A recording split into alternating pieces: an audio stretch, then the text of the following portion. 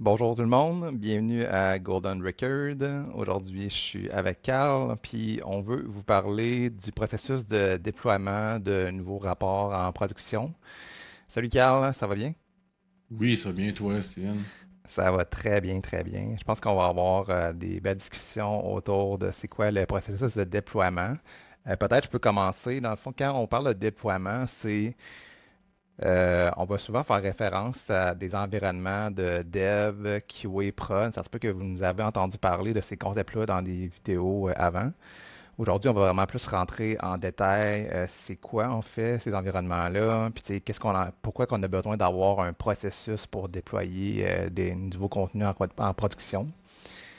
Peut-être on pourrait commencer, mettons, Carl, par parler de c'est quoi le dev, QA, prod, puis tu sais, ça sert à quoi, mettons, d'avoir ces Ben, environnements-là? oui, puis tu sais, juste avant de parler de ces environnements-là, tu sais, 80% du monde, quand ils développent des rapports, ils commencent, puis ils font un rapport avec les données directement de leur source de données respectives. Ils font le rapport sur leur poste, puis quand ils ont fini, ils le publient. Puis ils le publient dans un espace qui est accessible déjà probablement à des personnes. Puis c'est correct quand c'est ta première version.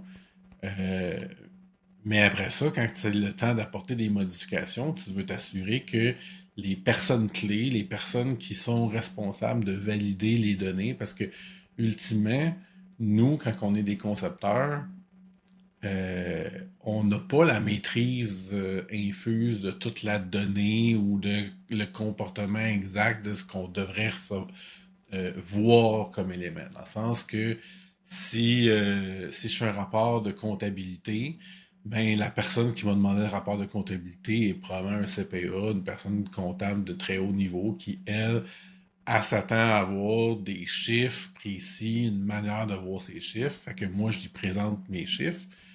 Puis là, elle va faire des validations pour s'assurer que c'est tout à fait euh, valable. Puis c'est là que, ben, si je mets ça en prod directement, puis que tout le monde y a accès, puis que j'ai écrasé l'ancien rapport, sans qu'elle puisse valider les chiffres, il y a des risques d'erreur parce que j'ai modifié des trucs, puis elle va plus les valider. Fait que c'est un peu ça qu'on essaie de faire quand on fait des environnements. C'est d'avoir un environnement qui est prod, que ça a passé toutes les validations, autant les validations techniques, les validations UX, mais aussi les validations de qualité de la donnée.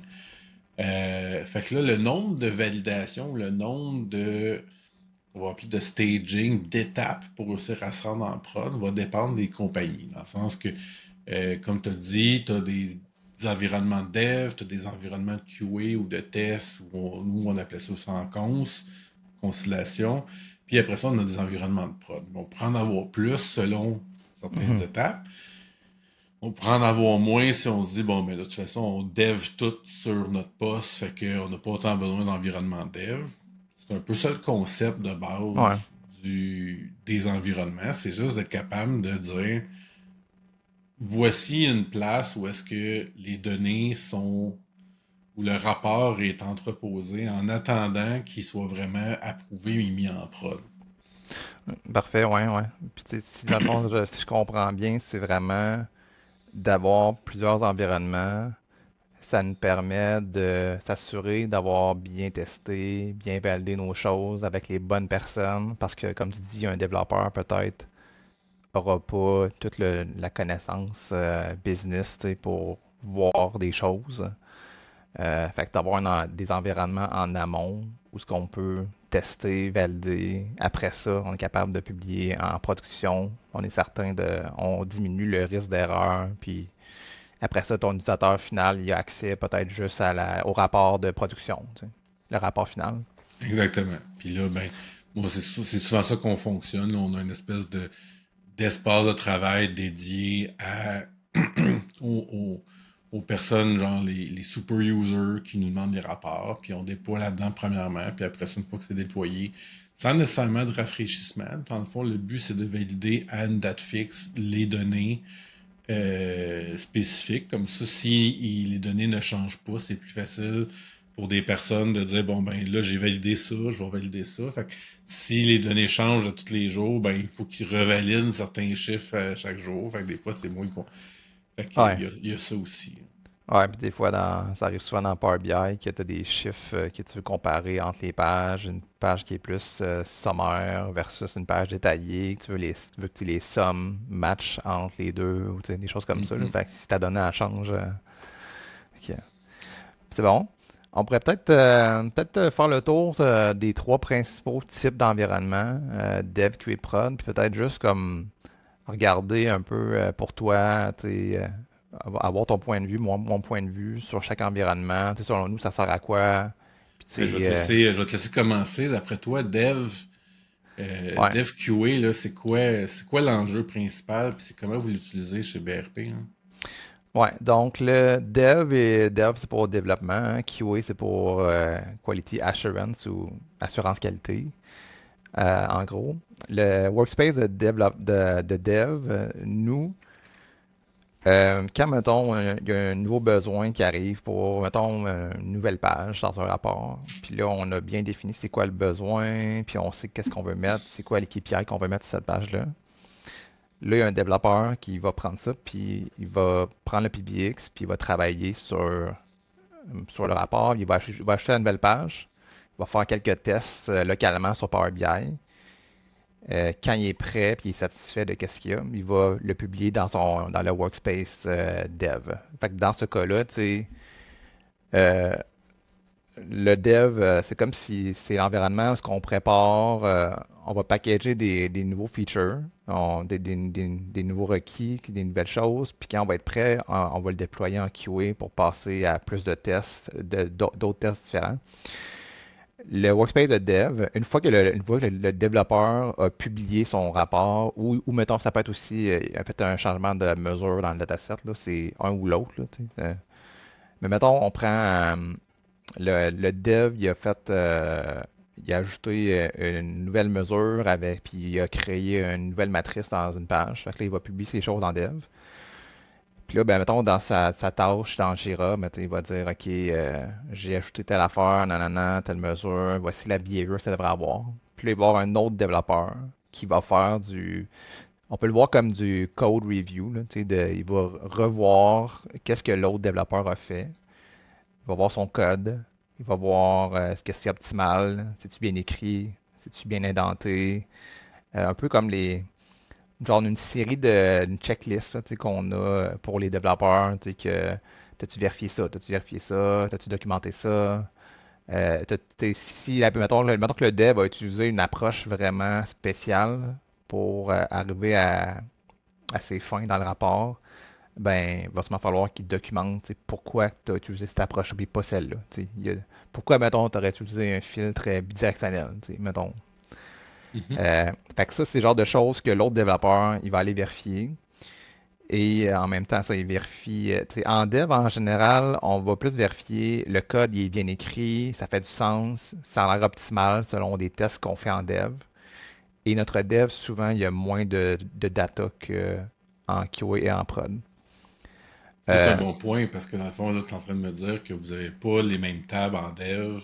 Fait que vous avez des tables spécifiques en dev qui comportent moins de données que les tables en prod. ouais. Ça, on va se le dire, là, c'est pas tous les. C'est vraiment pas tous les environnements qui peuvent, ou les entreprises qui peuvent se permettre ce genre d'éléments-là, sauf que ça a un gros avantage parce que même si tu fais planter ton rapport, tu n'auras jamais d'impact en prod parce que tu fais planter un rapport de dev. Mais Mhm. c'est aussi parce que ta quantité de données est limitée, mais aussi tu peux avoir, tu peux charger, tu peux aller modifier les données comme tu veux à ce niveau-là, dans le sens que tu pourrais aller charger une année spécifique pour dire, ah, ça, je vais adresser un problème relié à ça. Fait que tu peux travailler Mhm. là-dessus, puis ça ne bougera pas. Contrairement à des données en prod où est-ce qu'à chaque jour, heure, minute, des fois, ça peut changer. Ouais, non, c'est ça. Puis, il y a comme je dirais, c'est pas tous les produits qui ont les mêmes restrictions en dev ou au niveau de la donnée. Tu sais, si t'as pas beaucoup de données, peut-être que de faire un refresh en dev, c'est pas long, puis tu sais, le dataset est pas gros, puis tu sais, il y a pas de problème. Peut-être qu'on va juste tu sais, on demand, là, tu sais, sur demande, on va faire un refresh, puis ce sera pas trop long. C'est juste parce que, tu sais, on joue souvent avec des tables de 120 millions de lignes, 60 millions de lignes. Euh, et, tu sais, des fois, ça arrive que, tu sais, en général, dans Power BI, quand ton jeu de données commence à être assez gros, n'importe quelle modification que tu vas faire comme mesure ou des choses comme ça peut mouliner, tu sais, puis ça va être plus long. Juste créer une relation, tu sais, sur une table qui est Mhm. 100 millions de lignes, quand tu crées ta relation, c'est vraiment plus long que si tu le fais sur une petite table. Fait que, tu sais, nous, on a deux approches en général. C'est moi, dans le fond, comment que je l'avais présenté à mon équipe, c'était que la plupart des choses qu'on veut vérifier en dev, quand on crée des nouvelles mesures, mettons de time intelligence, year over year, tu sais, vente versus l'année passée, vente versus l'année passée en pourcentage, tu sais, des choses comme ça, ben, tu sais, automatiquement, ça nous prend tout le temps 2 ans d'historique. Fait que ça, en dev, on s'assure pour minimalement avoir 2 ans d'historique pour le faire. Et après, ce qu'on va aller filtrer, c'est au niveau des clients. On va réduire le set de clients, ce qui fait que pour, mettons, 5 clients, ben, j'ai 2 ans d'historique dans toutes mes tables. Puis là, tu sais, je peux voir une Mhm. page pour 5 clients. Le défaut, c'est que des fois, ça arrive qu'on fait des comparatifs avec une région plus haut, que là, pour faire le comparatif, ça va me prendre la donnée complète. Fait qu'il y a des choses comme ça que, tu sais, ça se peut qu'on crée la mesure dans un PBX à côté qui est branché en QA juste pour tester la mesure avec la donnée complète, puis après on la remette en dev. Ça, c'est, je dirais, l'exception qui est plus dur à gérer, là. Fait que c'est un peu comme ça qu'on s'occupe ben, c'est comme ça qu'on gère le workspace de dev. Peut-être tu peux, euh, selon toi, Mais, mettons le dev, ou vas-y. mais là, je vais juste tu sais, paraphraser un peu dans le sens que votre environnement dev est bâti pour que ce soit efficace de développer Ouais, et non pas d'avoir tous les cas ultimes, dans le sens que vous allez probablement vous rendre compte, ou ça doit déjà vous être arrivé, en chargeant toutes les données, de dire ah, cette situation peut arriver, fait que là tu viens corriger, mais au moins, si tu as la règle du 80-20 Pareto, tu sais, dans le sens que ouais. tu as fait 80% du travail de manière efficace sans avoir de latence puis de attendre que dans ton Power Query ça roule parce qu'on va se le dire des fois Power Query si tu as des relations de 120 millions de lignes entre Ouais. deux tables, il va même pas te proposer de preview puis Non, tu vas être obligé de coder là. c'est ça. Fait que dans un souci de pouvoir faire ça rapidement, je comprends totalement le fait de limiter le plus possible les lignes Ouais. à, à l'excès, même trop, pour être capable de développer efficacement, puis ensuite de venir recharger des données. Ouais. Puis tu sais, puis comme tu dis, c'est beaucoup l'étape de Power Query qu'on veut éviter que le développeur attende.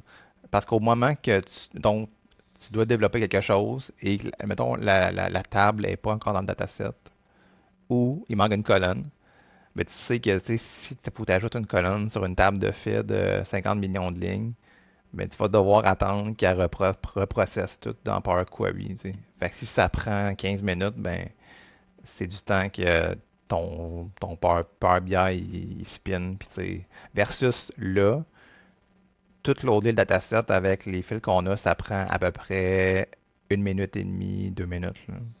Puis tu sais, Oui, on a peut-être genre 25 tables, là, mettons, là. Tu sais, c'est vraiment un gros, un gros méga gros. gain.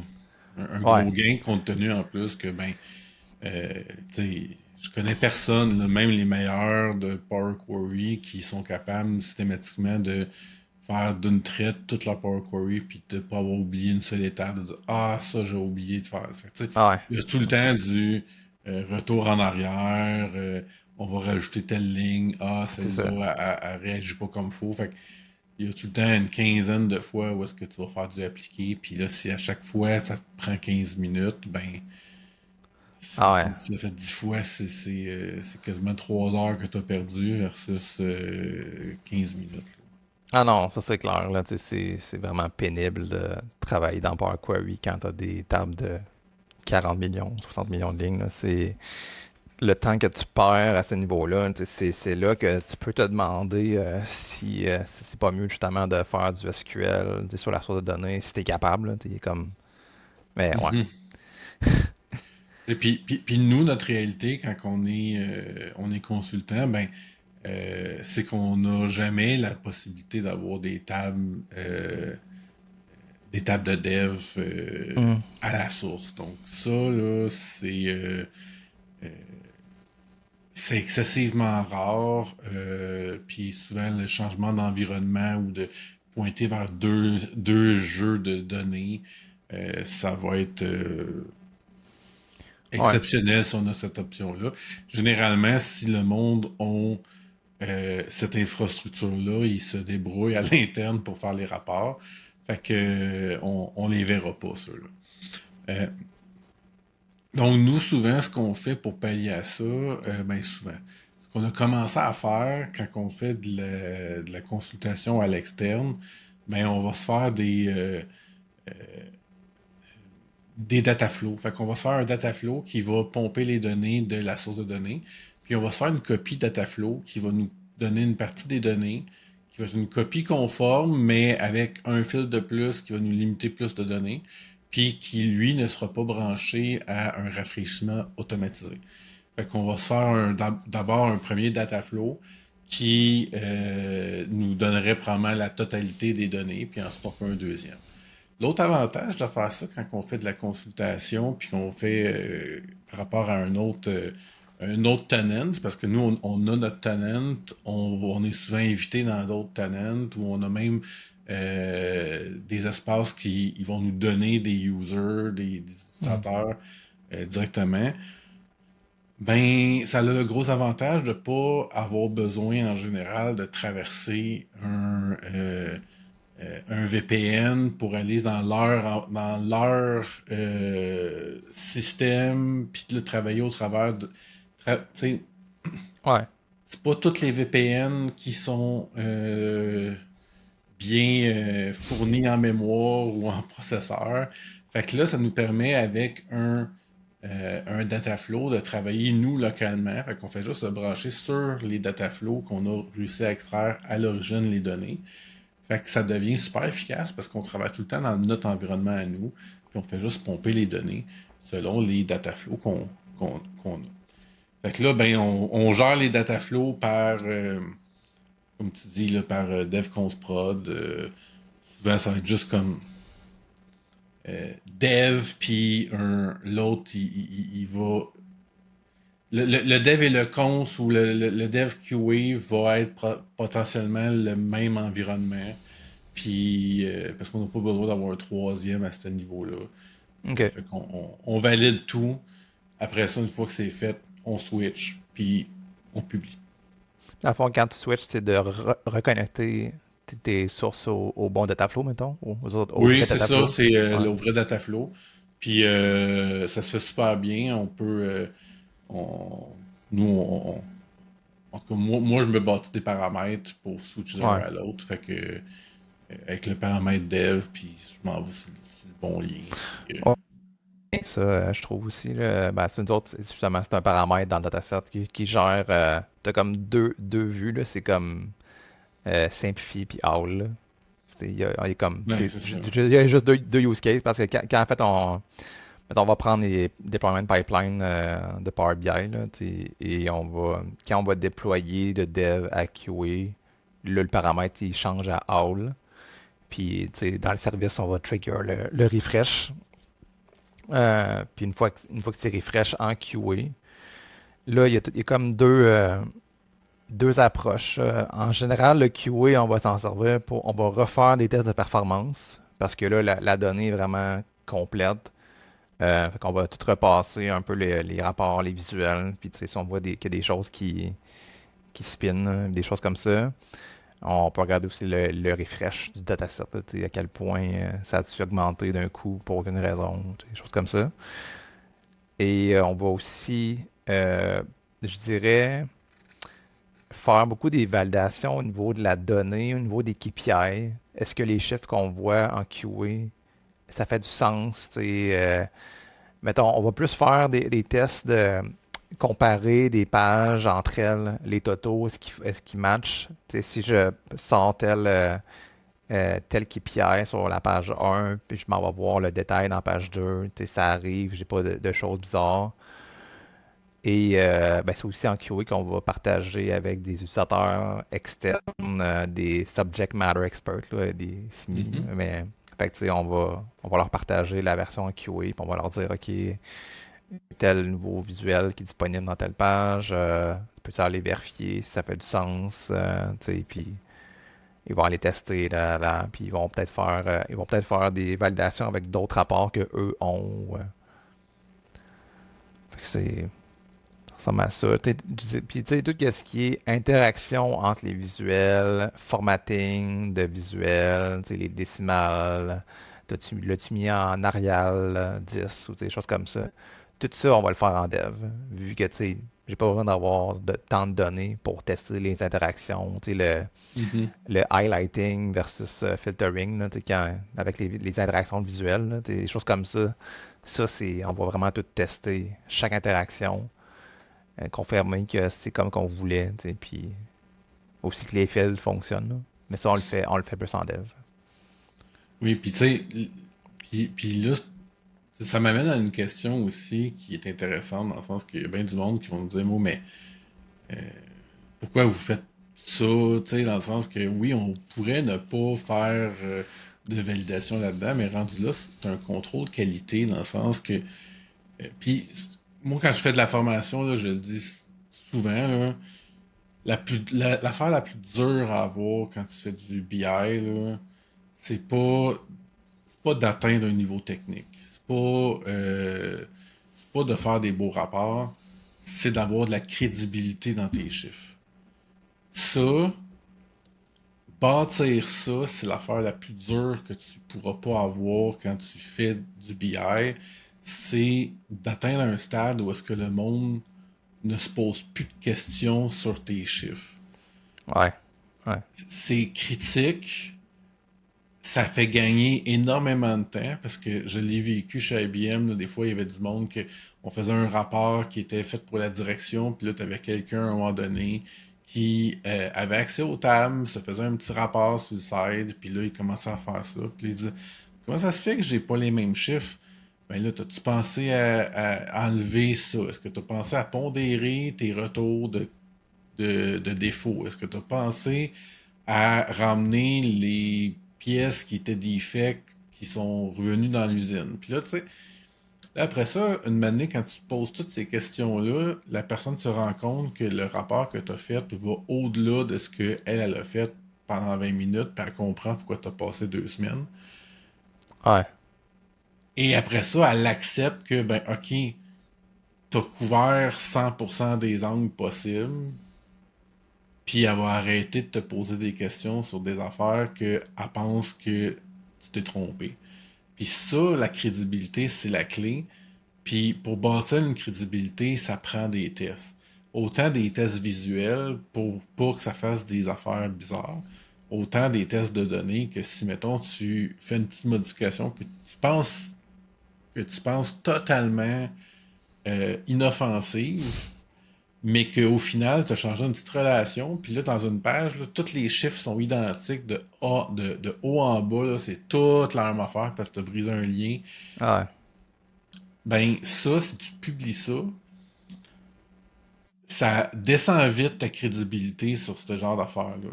Tu sais qu'il y a une erreur de temps en temps qui est champ gauche, qui est très, très, très subtile, que ça a le rapport avec la fiscalité, puis des affaires de même.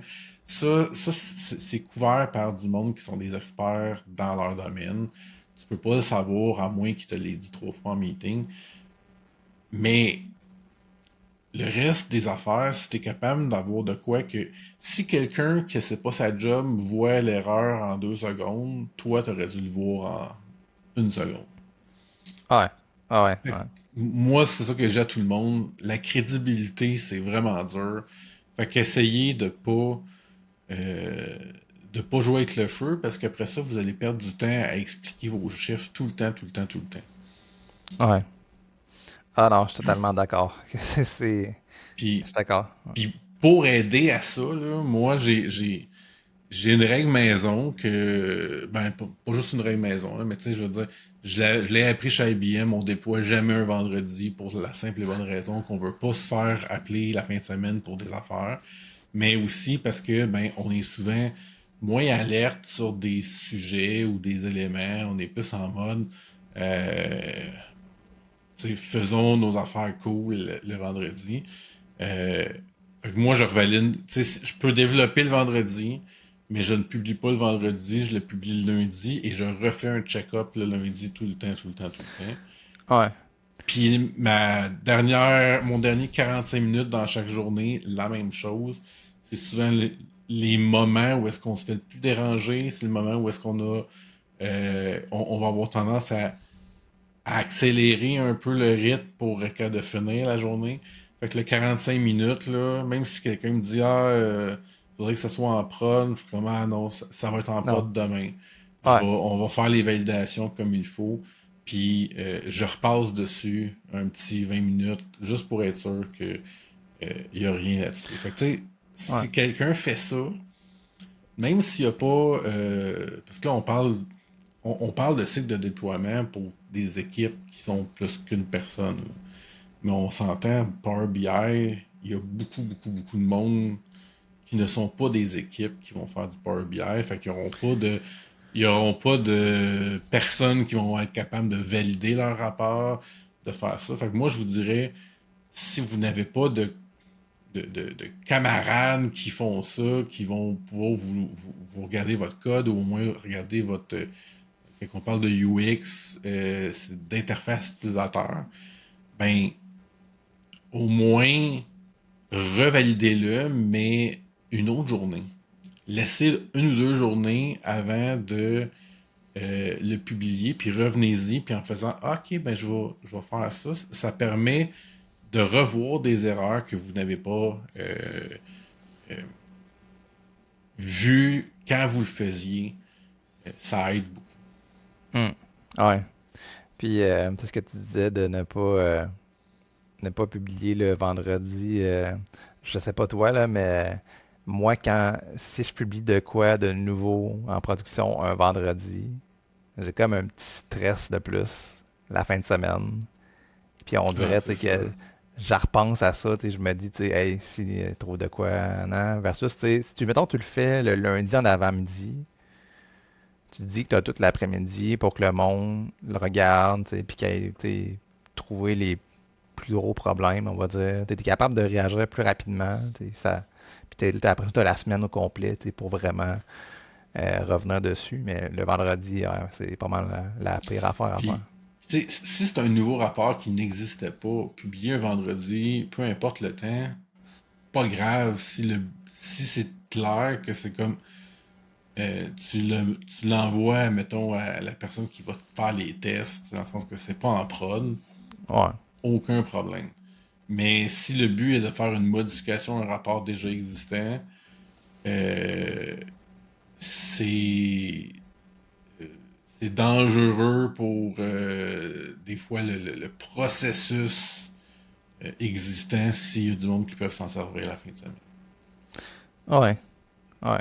C'est un peu aussi comme, tu sais, je sais pas si c'est déjà arrivé, ben, en tout cas, nous, c'est déjà arrivé des fins de mois ou des fins de corps, de pas aller justement publier des nouveaux changements sur des mesures ou, tu sais, tu sais, on va avoir tendance à attendre que le corps finisse parce qu'on Mm. sait il y a du monde qui vont faire des slides pour faire des statuts, tu sais, au management en haut.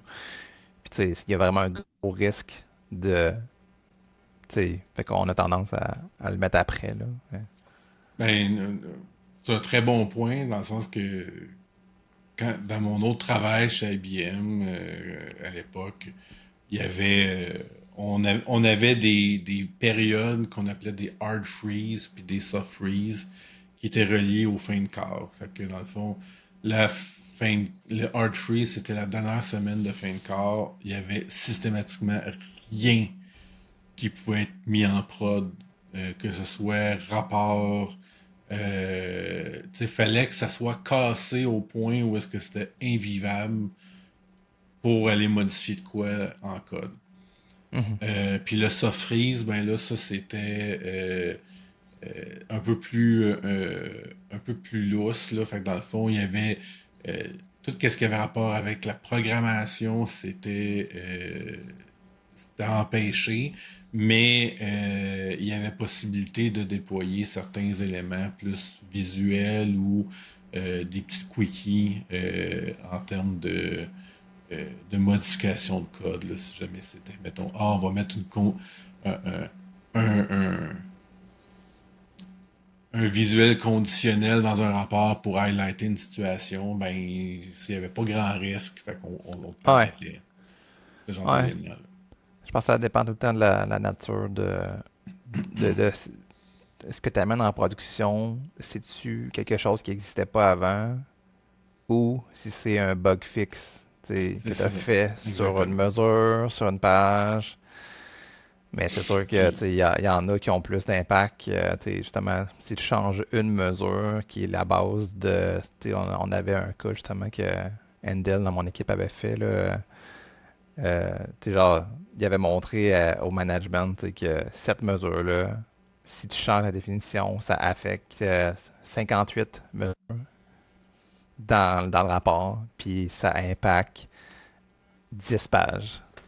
Mettons, dans ces produits-là. mhm.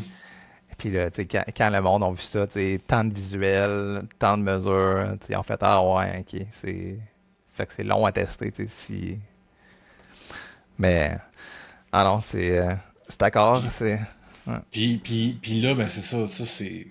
On en parlait un petit peu avant le début de l'enregistrement, tu sais. Ce genre de structure-là, il y a quand même très peu de compagnies au Québec qui ont l'infrastructure ou la volonté de aller jusqu'à ce niveau-là. Tu sais, dans le sens que, tu sais, même vous, chez BRP, t'as pas mentionné qu'il y avait des freezes, tu sais, des gels de code systématiques à toutes les fins de corps. Tu sais, vous sentez frileux des fois pour le faire, ou des fois il y a des demandes pour dire OK, ben là, on est sur le bord de ne pas rencontrer nos chiffres, fait qu'est-ce que vous pouvez vous limiter sur les déploiements, mais tu sais, nous, c'était systématique, là. Fait que là,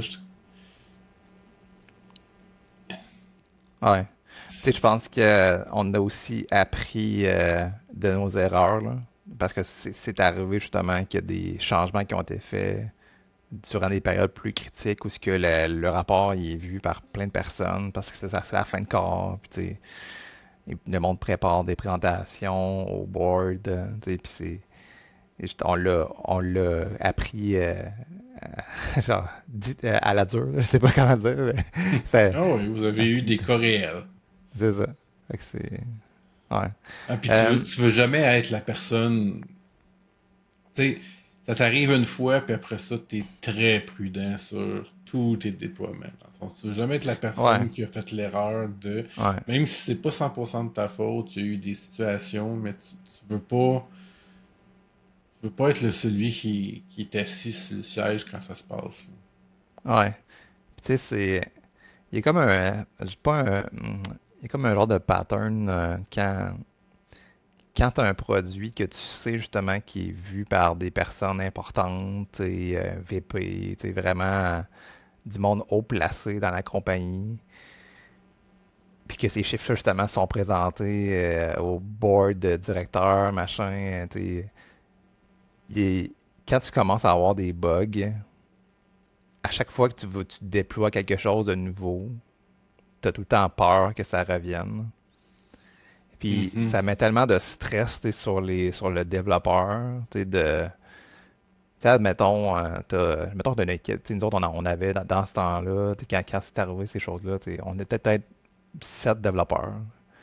Mais ce produit-là, c'était peut-être une ou deux personnes qui travaillaient, qui faisaient les tests. Mais ça met vraiment beaucoup de pression sur les deux développeurs, de ne pas faire d'erreur. Puis c'est là que tu te dis, hey guys, ce produit-là, on a eu des choses qui sont arrivées dessus. Là, on demande à d'autres personnes d'aller tester.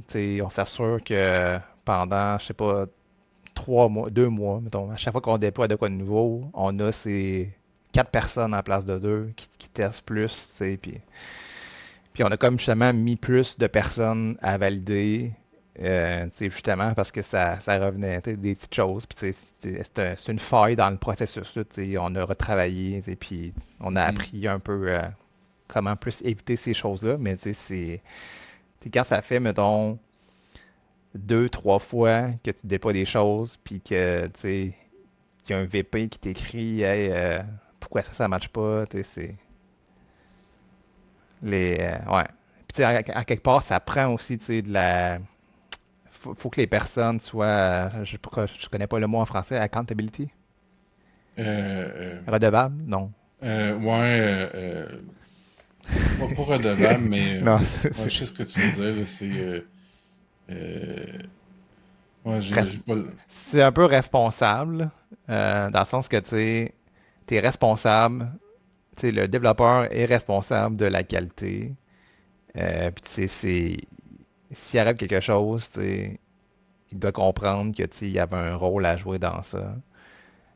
Mais la responsabilité, c'est pas juste au développeur. Tu sais, c'est C'est à aussi l'équipe.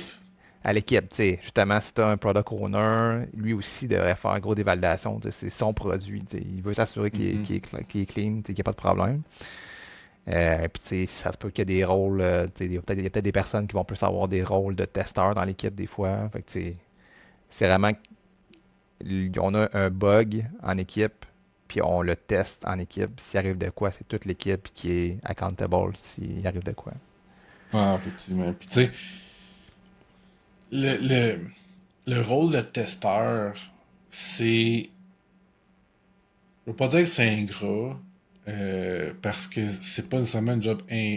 C'est pas ingrat en tant que tel, sauf que c'est le genre de job où est-ce que malheureusement, tu peux difficilement être bon testeur puis être bon en dev, dans le sens que quand tu penses en développement, souvent tu vas aller avec tout ce qui est possible de faire, puis ton cerveau va pas nécessairement aller sur des affaires que tu dis, ben voyons que quelqu'un va faire ça. Il y aura Mhm. toujours des angles où est-ce que tu dis, ben, c'est pas logique que quelqu'un fasse ça, puis ton cerveau n'ira même pas à cette option-là en se disant, c'est pas ça le cycle, comment qu'on devrait traiter l'affaire.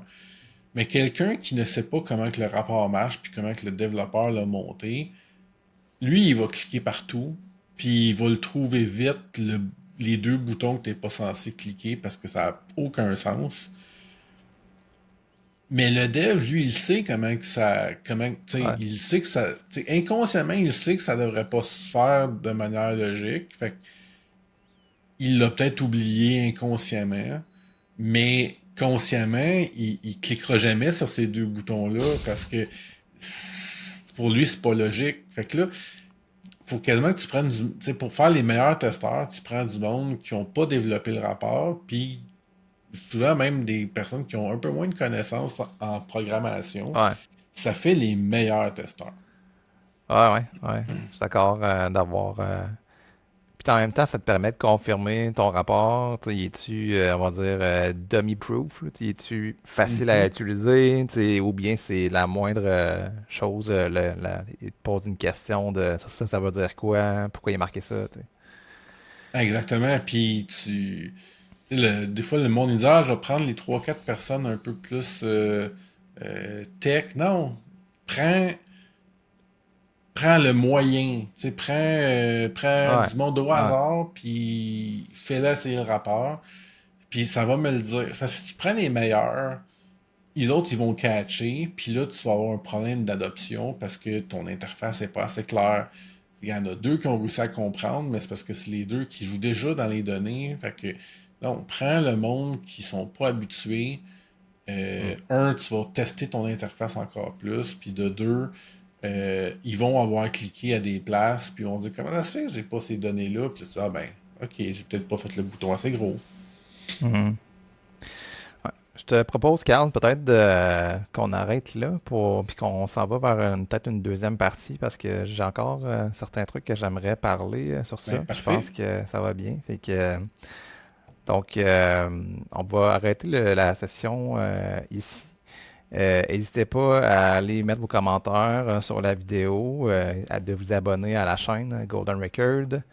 Et on remercie aussi notre partenaire Maverick Analytics